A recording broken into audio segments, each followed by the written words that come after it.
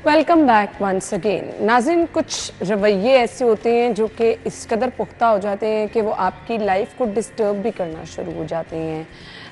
कुछ लोग कहते हैं कि ये बचपन ही से आपके अंदर चीज़ें आना शुरू हो जाती हैं। अच्छा, आज हम जो डिस्कस करने वाले हैं वो है जी फोबिया।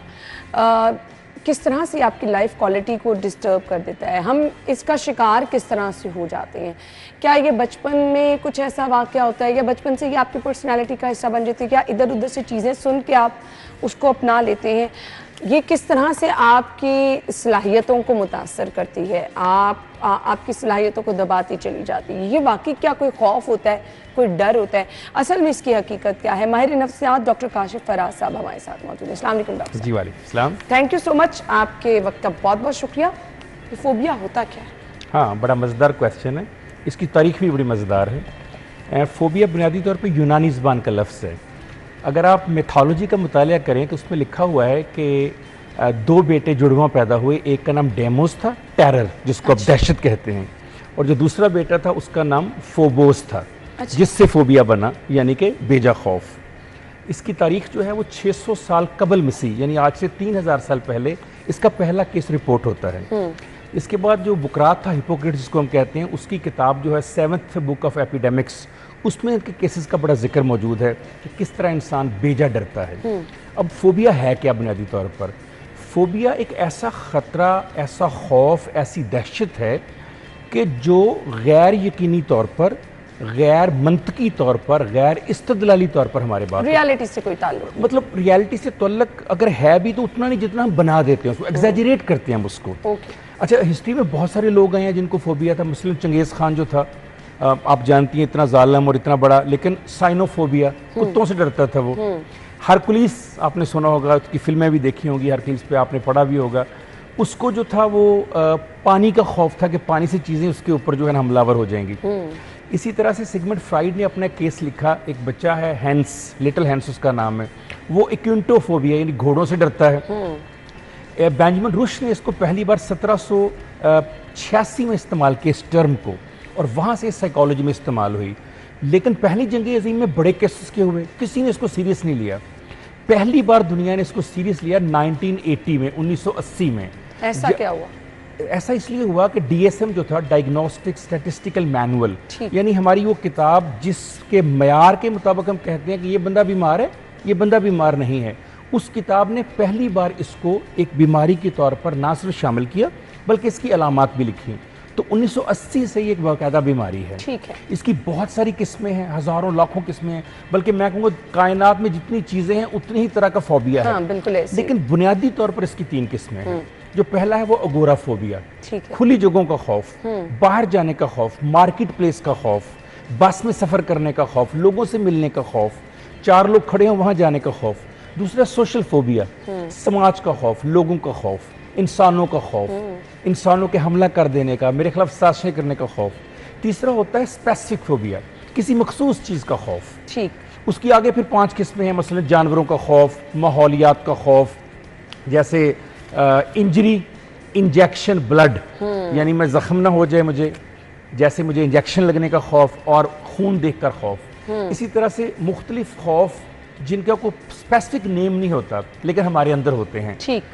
उसकी बेशुमार किस्में हैं, जैसे जोकरों से डरना, मस्खरों से डरना, हवा से डरना, पानी से डरना, बुलंदी से डरना, जो भी कायनात में इर्द गिर्द चीज़ें, अगर आप किसी चीज़ से भी इसलिए डर रहे हैं, किसी को चीज़ को फील कर रहे हैं, वो बस आपने उसको खौफ के उसको अपने खौफ का नाम दे दिया। कोई भी चीज़ हो सकती है। ठीक है। उसकी कई एक वजूहात हो सकती हैं, जैसे कि बुनियादी वजह टेम्परामेंट हो सकता है आपका माहौल ऐसा हो सकता है, आपने तरबियत ऐसी पाई हो, आप बचपन में डर गए हो किसी चीज़ से। इसकी एक और वजह जेनेटिक होती है। अच्छा। जिन लोगों के पेरेंट्स या फर्स्ट जिसको हम ब्लड कहते हैं, जैसे दादा दादी, नाना नानी, चचा ताया, फुफ्फो, जो फर्स्ट रिलेशनिंग है, अगर उनमें किसी को फोबिया है तो बहुत बड़े चांसेस हैं कि बच्चों में फोबिया होगा जेनेटिकली, फिजियोलॉजिकली। लिहाजा अगर किसी मर्द या औरत को फोबिया है और उसकी शादी नहीं हुई तो उनको चाहिए कि अपनी शादी फैमिली से बाहर करें। ताकि इस बीमारी को रोका जा सके जेनेटिकल पैदा होने में। ठीक हो गया। लेकिन जो इन्वायरमेंटल हैं, जो माहौलियात की वजह से होते हैं, उसको आप माहौल में उसकी लर्निंग को डी लर्न करके ठीक कर सकते हैं। क्या ये कोई बीमारी है? बिल्कुल बीमारी है, 100%। It is called anxiety based mental disorders. ये उस बीमारी जिसको हम तशवीश या इज़्तिराब कहते हैं उसकी दूसरी बड़ी बीमारी है। ठीक है। इसका अंदाज़ा भी इस बात से लगाइए कि अमेरिका में 7%, यूरोप में 6 से 8%, लातीनी अमेरिका और एशिया में 2 से 4%, यानी इतनी ज़्यादा है कि ये जो पहला अगोराफोबिया मैंने आपको बताया, इसका फैलाव 1.7%, यानी हर साल 1.25 बंदे इसमें इजाफा होता चला जा रहा है पूरी वर्ल्ड में। तो इससे आप अंदाजा लगाएं कितनी बड़ी बीमारी है ये। सही। शायद तो दुनिया बचपन में से कोई ही ऐसा क्या हो। इसका शिकार हो जाते हैं कि उम्र के किसी भी हिस्से में हाँ, जाके ये आपको अच्छा सवाल है आपका। इसकी जो एज है वो बड़ी मखसूस है। अगर तो बचपन का फोबिया है तो वो पहले 3 से 5 या 7 साल में हो सकता है, लेकिन जो असल इसकी एज है वो 10 से 17 साल, ठीक। ये उसकी बुनियादी उम्र है। अब कैसे पता चले किसी को फोबिया है? क्या आप घर बैठे इसका फैसला कर सकते हैं? मेरी गुजारिश होगी अपने सुनने वालों देखने वालों से कि प्लीज इसका फैसला खुद ना करें। हाँ, लोग कहते हैं ना हमें हाइट फोबिया है। हमें हाइट फोबिया है। देखिए, सबसे पहली बात यह है, क्या आपने क्लिनिकल इंटरव्यू दिया है किसी को? किसी माहिर नफ्सियात से चेकअप करवाया आपने? क्या आपने उसके ऊपर अलामतें जो होनी चाहिए थी उसको आपने चेक कर लिया? क्या आपने कोई डायग्नोस्टिक पैरामीटर यानी कोई टेस्ट अप्लाई किया है आपने? क्या आपने लगातार 6 माह तक अपने अंदर ये तब्दीलियां महसूस की हैं? ये 6 मंथ्स का पीरियड बहुत अहम है। अच्छा। अगर लगातार 6 माह तक आप एक चीज से डर रहे हैं और उसकी वजह से आपकी डेली रूटीन तबाह हो रही है, खराब हो रही है, आप कहते हैं मैं डेली काम नहीं कर पाता, खाना नहीं खा पाता, बैठ नहीं पाता, बात नहीं कर पाता, गाड़ी नहीं चला पाता, मुझे परेशानी होती है, इसके बाद हम कहते हैं अब आप क्लासिकली उस बीमारी का शिकार हो गए हैं। अगर वो वक्ती तौर पर है, देखिए आप यहाँ मैं बैठा हूँ, हम किसी डर जाते हैं, अभी धमाका होता है हम डर जाते हैं, ये फोबिया नहीं है। फोबिया है कि लगातार 6 माह में बिला वजह डरूं। अच्छा, एक चीज मौजूद है, अब शेर आ जाए तो मेरा और आपका डरना बनता है, ये फोबिया नहीं है। लेकिन शेर नहीं है और मैं डर रहा हूँ, या शेर पिंजरे में है और मैं उसे देख के कांपना शुरू हो गया हूँ, this is phobia. Irrational fear है ना, कि उसका मंतक से हकीकत से ताल्लुक कोई नहीं, गैर हकीकी सोच है वो, दैट इज फोबिया। सही। सो इसको कंट्रोल कैसे करना? हाँ, पहली बात तो ये है कि देखना पड़ेगा फोबिया कौन सा है। अगोरा फोबिया है, सोशल फोबिया है, स्पेसिफिक फोबिया है। अगर तो आपको ये पता चल गया है, मतलब आपने कहीं साइकोलॉजिस्ट को दिखाया, उसने आपको लिख दिया कि आपको ये वाला फोबिया है, अब अगली बात है कि इसकी कंट्रोल कैसे करना है। सबसे पहले तो अपना लाइफस्टाइल चेंज कीजिए। ठीक है। इसे हम सेल्फ हेल्प कहते हैं। सेल्फ हेल्प, साइकोलॉजिस्ट तो आपको मदद देगा, साइकेट्रिस्ट तो आपको मदद देगा, लेकिन आप खुद क्या कर सकते हैं? Self help. जिंदगी में अगर आप सुबह 6 बजे उठते हैं 7 बजे कर दें, 7 बजे उठते हैं 6 बजे कर दें, नाश्ते का वक्त चेंज कर दें, नाश्ते में जो आप चीज़ खाते हैं वो चेंज कर दें, आने जाने उठने बैठने बात करने के अदब आदाब चेंज कर लें, वक्त चेंज कर लें, पानी चेंज कर लें, जो आप चीज़ें यूज़ करते हैं वो लाइफस्टाइल है आपका पूरा। अपना ड्रेस चेंज कर लें, कलर जो आप यूज़ करते हैं वो आप चेंज कर लें, ये लाइफस्टाइल चेंजिंग है। नंबर 2 है कि आप एक्सपोजर थेरेपी अपनाएं। Exposure therapy that is called graded exposure, यानी जिस चीज से आप डरते हैं उसको स्लोली आपने यूज करना है। इसके लिए आजकल बड़ा अच्छा है वर्चुअल रियलिटी थेरेपी, यानी आप आंखों के ऊपर आपकी वो एक लगा देते हैं एनेक्सी, उसके अंदर आपको नजर आ रहा होता है जिस चीज से आप डरते हैं, पहले उसका रंग, उसका वर्ड, फिर उसकी कोई फिल्म, उसकी कोई मूवी, उसका कोई सॉन्ग आपको दिखाया जाता है, ताकि आहिस्ता आहिस्ता आपका डर खत्म हो। जब वर्चुअली आप उसके डर से निकल आते हैं, फिर आपको ओरिजिनली वो चीज़ आहिस्ता आहिस्ता, जैसे फ़र्ज़ किया घास से आप डरते हैं, इस पौधे से डरते हैं, तो वो घास आपके सामने पहले तो ग्रास का वर्ड लिखा जाएगा, फिर ग्रीन कलर आपके सामने रखा जाएगा, फिर ग्रास के चंद टुकड़े आपके सामने, फिर ज़्यादा, फिर आपको ओरिजिनल ग्रास पर लेकर जाया जाएगा। That is called exposure therapy. एक है CBT, कि अगर आपका बिहेवियर तब्दील किया जाए उस चीज़ के बारे में, आपको ये बताया जाए कि डर किस बात का है तुम्हें। अच्छा, जिस चीज़ से तुम डरते हो, क्या उस चीज़ ने आज तक ज़िंदगी में तुम्हें नुकसान दिया? मिसाल के तौर पर कुछ लोगों ने अपने पंखे के नीचे जो पर होते हैं उसके नीचे जाल लगाया होता है, पंखा ऊपर ना गिर जाए। अगर आप उनसे पूछे ज़िंदगी में कभी गिरा आपके ऊपर, कहेंगे कभी नहीं गिरा। तो इसका बिहेवियर जब चेंज करते हैं, माइंडसेट चेंज करते हैं, तो आप उनको बताते हैं किस तरह आपने ट्रीटमेंट करना है। हिप्नोटिज्म इसका बहुत अच्छा इलाज है। यानी अगर कोई आपकी बात बिल्कुल नहीं मान रहा या उसको ये पता नहीं चल रहा मुझे ये कब हुआ, तो आप उसे हिप्नोसिस ट्रांस में ले जाएं, हिप्नोटाइज करें उसको, और फिर उसके अंदर से वो डर या खौफ खत्म करें। इसके अलावा इसके और बहुत सारे तरीके हैं, जैसे बिहेवियर थेरेपी है। इसमें क्या कोई खाने वाली दवाइयां भी दी जाती हैं? हाँ, ये बड़ा अच्छा क्वेश्चन है आपका।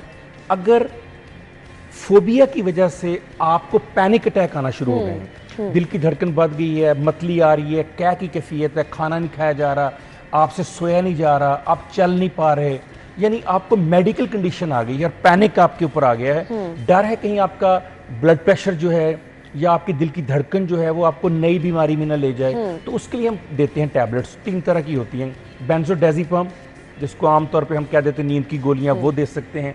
SSRIs आप दे सकते हैं, SNRIs दे सकते हैं, MOIs आप दे सकते हैं उसके लिए। लेकिन पहली बात तो ये, किसी भी मेडिसिन का इस्तेमाल प्लीज खुद ना कीजिए। हाँ, खुद ना कीजिए, खुद ना क्योंकि कीजिए। एज का डिफरेंस जरूर होता है, हर बंदे एज का डिफरेंस है, नौयत डिफरेंट होती फिर है। ये सबसे बड़ी अना बात ये है कि आपको ये नहीं पता कि कौन सी मेडिसिन के आप आदी हो जाएंगे। आप एक बीमारी से जान छुड़ाते छुड़ाते उस दवाई पे लग जाएंगे। मुझे पता है मुझे आपको ये मेडिसिन कितने दिन तक देनी है, फिर डिसकंटिन्यू करनी है। अगर डिसकंटिन्यू नहीं करता, मैं 10 दिन के बाद भी मैं मेडिसिन आपको दे रहा हूँ, आप उसकी हैबिचुअल हो जाएंगे। जी बिल्कुल ऐसे जब तक आप खाएंगे नहीं, आपको ट्रीटमेंट नहीं होगा। फिर मुझे टॉपर डाउन करना, उसको स्लोली नीचे लाना है। पहली बात तो ये खुद से शुरू नहीं करनी। नंबर 2, खुद से छोड़नी नहीं खानी। सही। जब तक डॉक्टर ना टॉपर डाउन करे। उसका स्लो तरीका होता है कि पहले अगर आप 3 mg ले रहे हैं तो 1.5 mg कर दें, 1.5 mg से ज्यादा mg कर दें, एक यानी दिन छोड़ डॉक्टर के की ले राय लें। बहुत ज्यादा जरूरी यस, है। उसके बगैर नहीं आपने सही। लेनी। मुझे ये बता दीजिएगा, हम देखते हैं कि लोग पागल कहना शुरू कर देते हैं। फिर एक हमारा दूसरा पहलू है कि जी हम कहते हैं कि जी इस पे किसी ने कुछ कर दिया है, इसको तो बिल्कुल ही अलहदा कर देना चाहिए। ये चीज़ें भी हमारे यहाँ ना सोसाइटी का भी बड़ा रोल होता है। अगर सपोर्टिव माहौल मिल जाए तो मेरे ख्याल से रिकवरी के चांसेस बेहतर हो जाते हैं। जी, बहुत अच्छी बात। अब आपने कर दिया कि मुआशरे का और समाज का क्या ताल्लुक है। सोशल स्टिग्मा, जितनी नफ्सियात की बीमारियां लोग या पागल कहना कैफियत शुरू हैं, कर यस, देते हैं। उनमें प्रॉब्लम भी है। इवन कि एक नॉर्मल बंदा भी, अगर फ़र्ज़ किया जी किसी लड़की ने शादी करनी है, वो साइकोलॉजिस्ट से मशवरा लेने गया है। किसी को पढ़ते हुए चीज़ें याद नहीं रहती, वो साइकोलॉजिस्ट से मशवरा लेने गया है।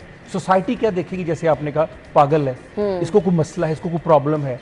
ये स्टिग्मा सोशल ऐसा अटैच होता है कि इंसान पूरी ज़िंदगी ऐसी लड़कियों की शादियां नहीं करते। हाँ जी, ऐसे लोग कहते हैं ये तो नफ्सियाती बीमार है, ये तो मरीज है, ये तो पागल है। सबसे पहले तो समाज को समझना चाहिए ये बिल्कुल वैसे ही बीमारी है जैसे आप और मुझे बुखार हो जाता है। आजकल स्मोक का सीजन है, हर बंदे का जो है वो गला खराब है, नाक में प्रॉब्लम है, उसको सांस ठीक नहीं आ रहा। ये बिल्कुल ऐसे ही बीमारी है, इसका भी इलाज है। ये बीमारी मौजूद है हमारी किताबों में। और ये जो कहना कि इसके ऊपर किसी ने ये कर दिया, वो कर दिया, फलां कर दिया, ये सारी की सारी बातें जो है जहालत की पैदावार हैं। बिल्कुल ऐसे। इसी वजह से फोबिया का शिकार लोगों को ये लोग जुल्म करते हैं, ज्यादती करते हैं, मारते हैं, उनके ऊपर तशद्दुद करते हैं।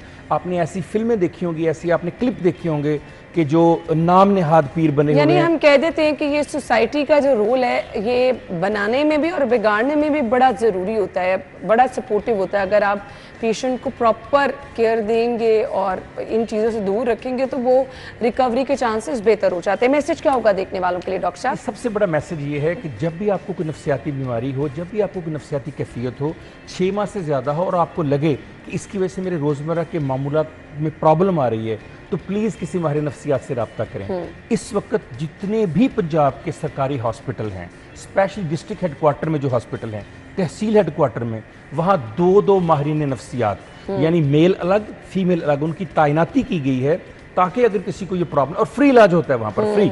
हमारा अपना क्लिनिक जो डॉक्टर अजल रिजवी क्लिनिक, वहाँ बगैर कोई पैसा लिए, बगैर कोई, दोबारा कह रहा हूँ, बगैर कोई पैसा लिए हम लोग इलाज करते तो हैं। आप ये अगर इस तरह की कोई कैफियत महसूस कर रहे हैं तो हर जगह पर ये सहूलत मौजूद है।